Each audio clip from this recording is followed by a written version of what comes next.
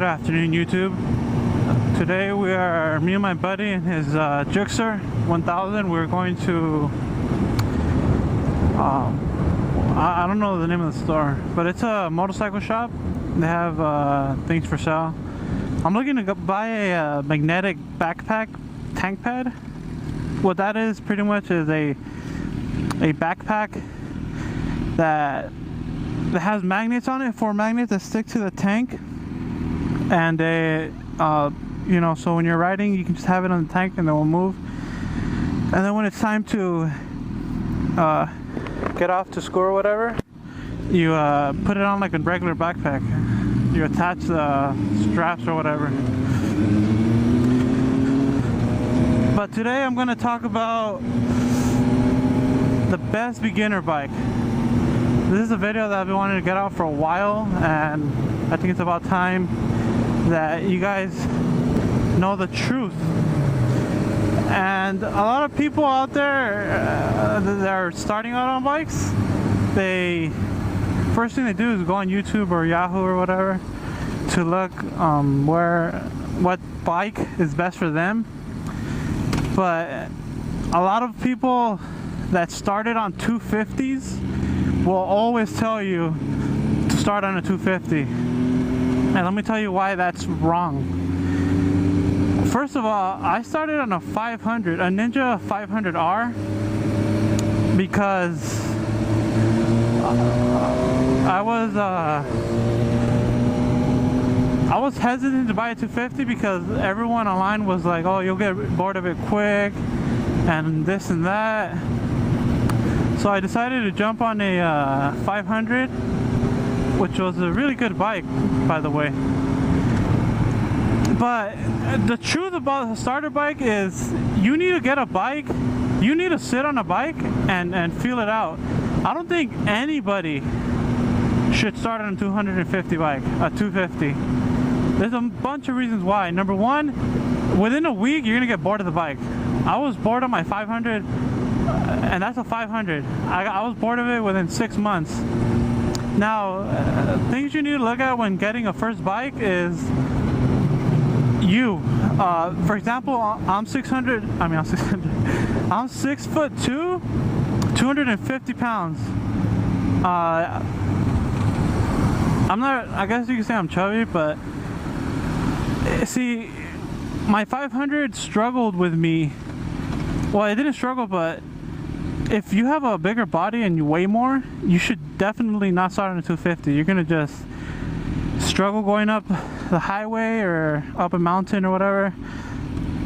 Besides the fact that they're already weak bikes, the fact that you're a bigger body, you're gonna get bored of it even quicker, and the bike's gonna struggle more. So you got to take into effect the height and weight of your body. If you are the type that rides, that you know you're gonna buy a bike and you're gonna ride with your girlfriend, or you're gonna let a couple people sit in the back. For example, I've been with my girlfriend for 5 years, and she loves riding on the back of my bike. The day I said that's it, I'm gonna get a leader bike, is the day that I was following my buddy up here. Before he had his Gsxr, he had a SV650, and that was his starter bike, SV650, which was an amazing starter bike. So we were riding up to his old job at the time, which it's pretty far, but you have to go up mountains on the freeway pretty much to get there. And with me and her in the back, I swear to God, and now the bike was always kept perfect condition. I always took care of it. I always take care of all my stuff, but the bike with me and her in the back, me driving, her in the back, I shit you not, I was on 6th gear, going up like this steep, not that steep of a mountain. It didn't want to go past 70 miles per hour, the bike. Doesn't matter. I shifted to 5th gear, full throttle, by the way, nothing. Shifted to 4th gear, almost to red line, nothing. So if you're the type of person that's gonna have your girlfriend in the back a lot, or your boyfriend, whoever you want to ride with, you should never ever ever get a 250. Even if you're gonna ride solo, you should not get a 250. People like to fuck? People like to scare you and say, hey, you're gonna kill yourself, you're not gonna know how to control a bike. 600s, I think everyone should have a 600. 600s are the perfect starter bike. You're not gonna get bored of it. That's number one. And if you do, if you want a bigger bike, that's you know, in the future, that's because, you know, for some reason you think you're gonna get a, for some reason that's because you know, you have your own reasons for upgrading. But 600s are perfect bikes. 600, 650. My friend up there, he started on a naked Street Fighter SV 650, and my cousin actually started on the sport version of the SV 650, which is not the naked type. It's pretty much the same thing, but it has a headlight and stuff. And both of them did perfect. They did fine, you know. The people that are trying to scare you and tell you, hey, you know, started in 250, blah blah blah, are the people that started in 250 and they regret it. So they're like, oh well, if I started in 250, so should everybody. I didn't start on a 250. I started on a 500 and I regret it. I should have gotten a 600 or a 650. But yeah, unless the time to get a 250 is if you know deep down, no matter what, that it's gonna be simply a commuter bike. You have to work and back. Let's say you do a lot of freeway miles, which is good because you save a lot of gas. If you know you're not gonna ride with anybody, it's just a bike to get to work and back. Or, you know, if you know you've always wanted a 250 and maybe you can afford to own a 250 and another bike, that's fine. But as a starter bike, hell no. Bigger people that weigh more or whatever, then you should definitely never start on a 250. You're gonna get bored of it. Whoever says that, oh, you're gonna get your money back on a 250, that's bullshit.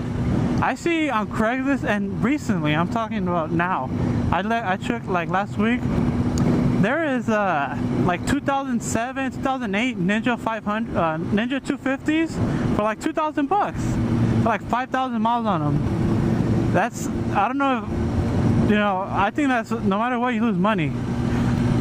That's really cheap for a bike that year, even if it is a 250. But you're just gonna end up going through the hassle of having to upgrade your bike, lose money, and then you're gonna have to go to the hassle of selling on Craigslist again, and then buying on Craigslist again, doing all the DMV paperwork change and all that bullshit. It's just a hassle. I started from my 500, which is a great bike. I had it for over a year, not because I wanted to, but because I couldn't afford to buy another bike. And then I upgraded to this leader bike because the day I realized that the bike was giving it its all and it still didn't want to increase in speed, I knew that it was time to upgrade. I didn't want to put the engine through more struggle. So I gave my Ninja 500 to my brother.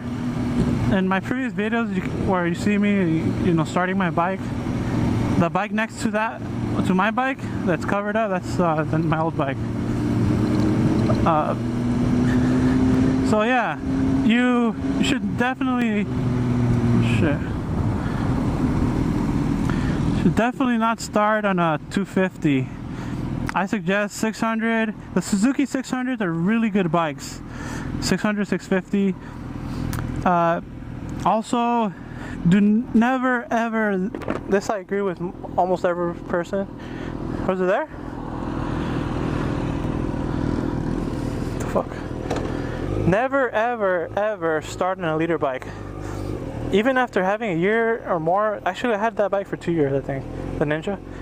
Having all the experience on that 500, I still would never, when I got on this bike the first time to test ride it, I almost shit myself. I'm not even lying. I'll continue this when I get out of the store.